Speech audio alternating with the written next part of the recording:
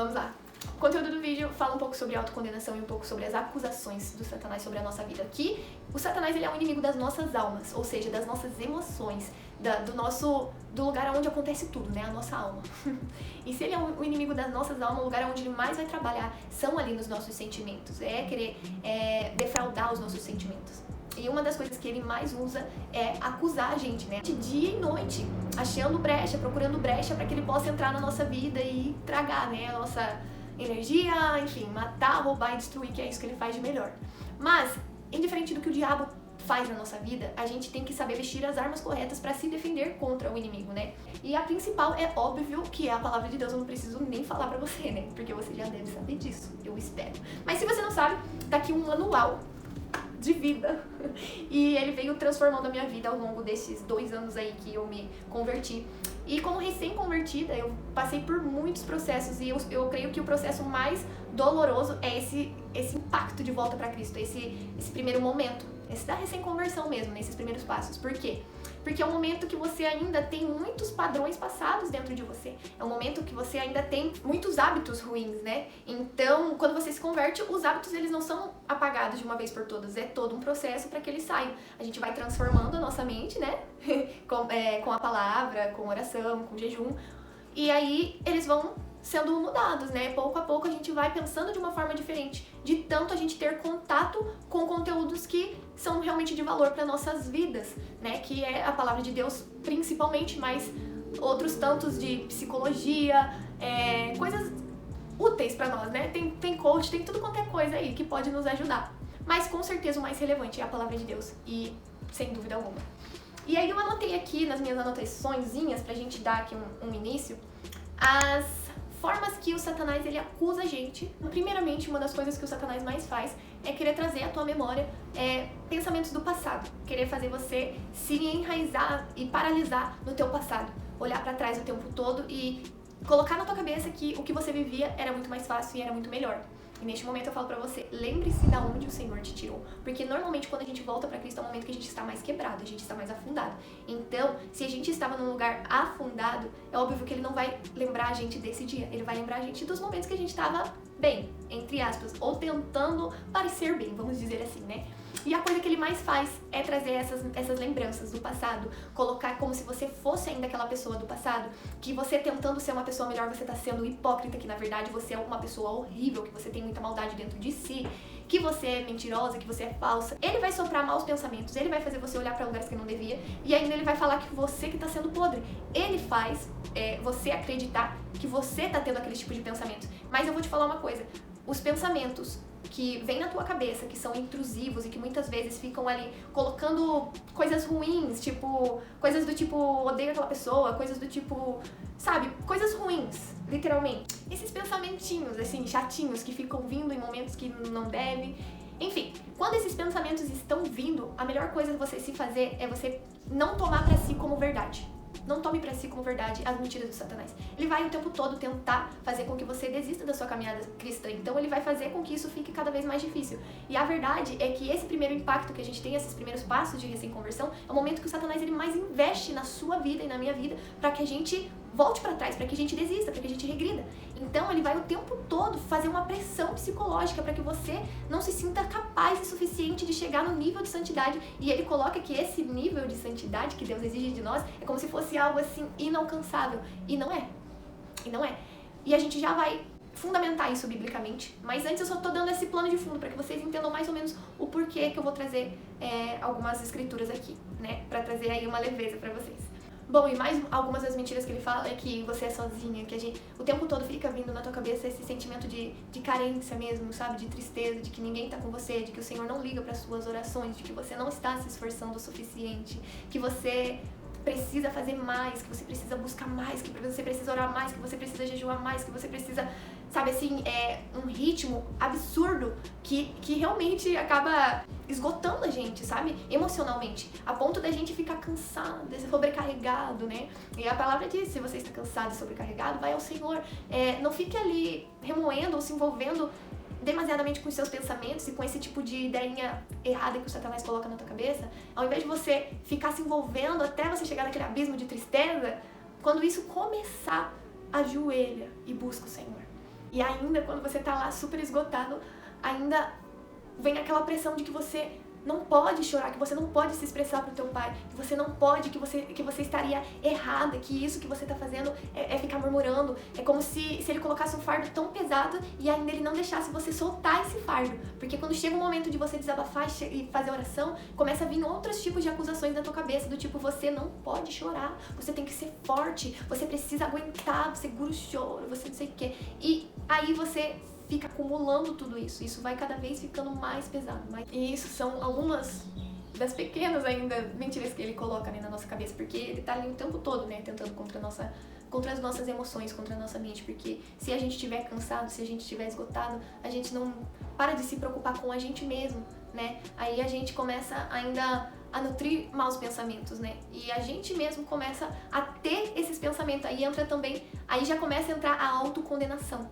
E a autocondenação é quando você acolhe todas as mentiras do inimigo, você toma pra si como verdades, como se você fosse tudo aquilo que ele falou, como se você realmente fosse esse tipo de pessoa que ele tá soprando o tempo todo. E olha, uma mentira, ela só se torna verdade quando você pega pra você. E se você pegou pra você, aí você começa a se autocondenar, porque daí você meio que está se tornando esse tipo de pessoa. Você tá nutrindo pensamentos de rebeldia, porque esse Deus é ruim, porque esse Deus ele é muito carrasco, porque ele tá o tempo todo cobrando, porque ele tá o tempo todo... Só que a gente não compreende que, na verdade, o Deus que a gente está habituado a escutar é o Deus que a gente estava escutando ao longo da nossa vida toda. Pensa comigo, se você... ouviu a tua vida inteira a voz do inimigo e fez as suas próprias vontades, então existem altares idólatras em você. Eu já até falei isso num outro vídeo, recomendo que você veja um vídeo anterior a esse, que fala um pouquinho sobre esse ego, enfim.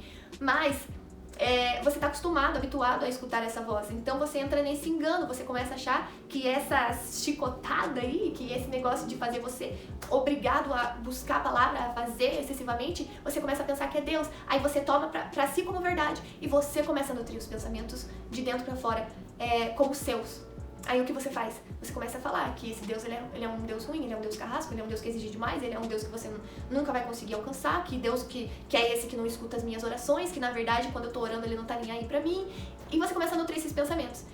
Só que como você tá convertido e o Espírito Santo tá com você, isso começa a entristecer o Espírito Santo e começa a vir um sentimento de tristeza dentro de você. E aí você começa a se autocondenar, se autopunir o tempo todo, falando que você realmente é ruim. Ai, ainda só reclamo. No fim, Deus faz um monte de coisa boa pra mim e eu só reclamo. No fim, Deus tá me ajudando o tempo todo e eu só reclamo. Sabe? Aí você começa... Porque, na verdade, Deus não é esse Deus ruim. E Ele sempre vem com as palavras dele de vida, sabe? O problema é que a gente não busca da forma que deveria, com a intensidade que deveria, com a constância e a frequência que deveria. Aí é por isso que isso acaba... a gente acaba dando mais ouvidos às outras vozes do que a voz de Deus. Porque Deus, ele só vai te responder quando você perguntar. Deus ele só vai te trazer refrigério quando você pedir, quando você der autoridade pra ele fazer isso, entendeu? Só que quando a gente começa a se rebelar nos dias de prova e ficar de rebeldia e ficar assim, né, com esse sentimento, rebeldia mesmo sem causa, sabe? Aí o que acontece é que o Senhor ele acaba, ele se opõe aos orgulhosos, né? Ele dá graça aos humildes.